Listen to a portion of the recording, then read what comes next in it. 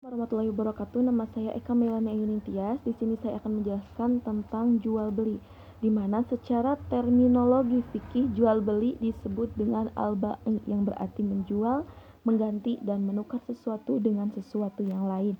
Nah, untuk lafal al-bai dalam terminologi fikih terkadang dipakai untuk pengertian lawannya, yaitu lafal al-syira yang berarti membeli. Nah, menurut Hanafiyah sendiri, pengertian jual beli secara definitif yaitu tukar menukar harta benda atau sesuatu yang sepadan melalui cara tertentu yang bermanfaat. Adapun menurut Imam Maliki, Syafi'i dan Hambali, bahwa jual beli yaitu tukar menukar harta benda dengan harta pula dalam bentuk pemindahan milik dan kepemilikan. Dan menurut pasal 20 ayat 2 komplikasi hukum ekonomi syariah, bai adalah jual beli antara benda dan benda atau pertukaran antara barang dengan uang.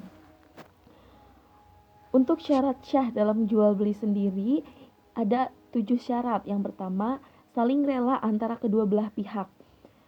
Yang kedua, pelaku akad adalah orang yang dibolehkan melalui akad melakukan akad, yaitu orang yang telah balik, berakal, dan mengerti.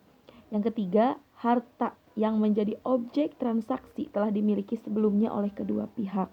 Nah, yang keempat, objek transaksi adalah barang yang dibolehkan agama. Yang kelima, objek transaksi adalah barang yang biasa diserah terimakan. Yang selanjutnya, objek jual beli diketahui oleh kedua pihak saat akad. Nah, untuk yang ketujuh, harga harus jelas transaksi. Nah, maka tidak sah jual beli di mana penjual mengatakan, aku jual mobil ini kepadamu dengan harga yang akan kita sepakati nantinya. Jadi antara jual beli itu harus ada kesepakatan terlebih dahulu baru bisa mentransaksi jual beli seperti itu. Nah, dalam jual beli sendiri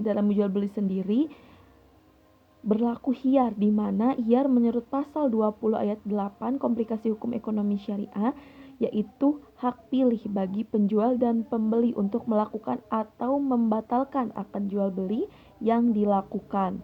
Nah, khiyar terbagi menjadi 3 macam, yaitu khiyar majelis, khiyar syarat, khiyar aib.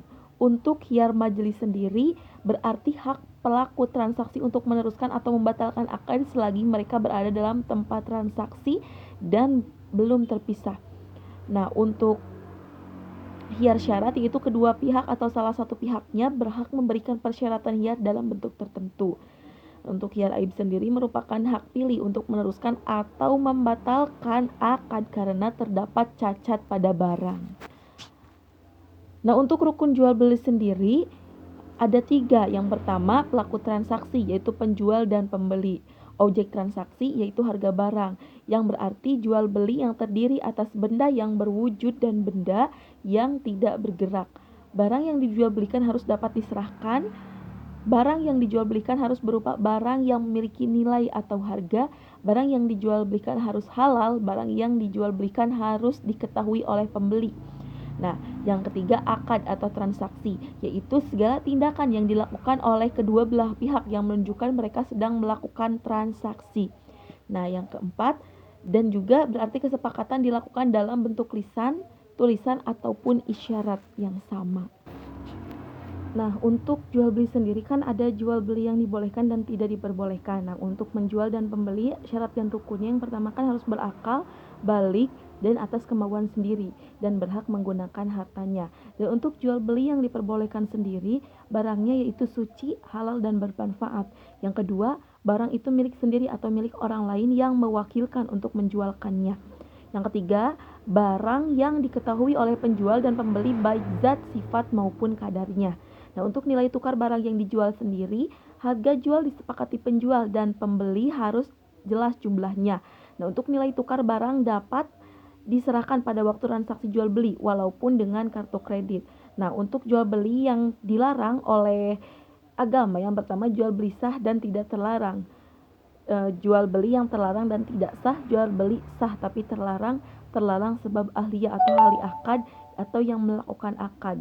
Nah, untuk jual beli fudul, jual beli yang terhalang, jual beli malja, jual beli sebab sigot terlarang sebab maqud alaih, barang jualan terlarang sebab syara itu tidak diperbolehkan jual beli dalam isyam.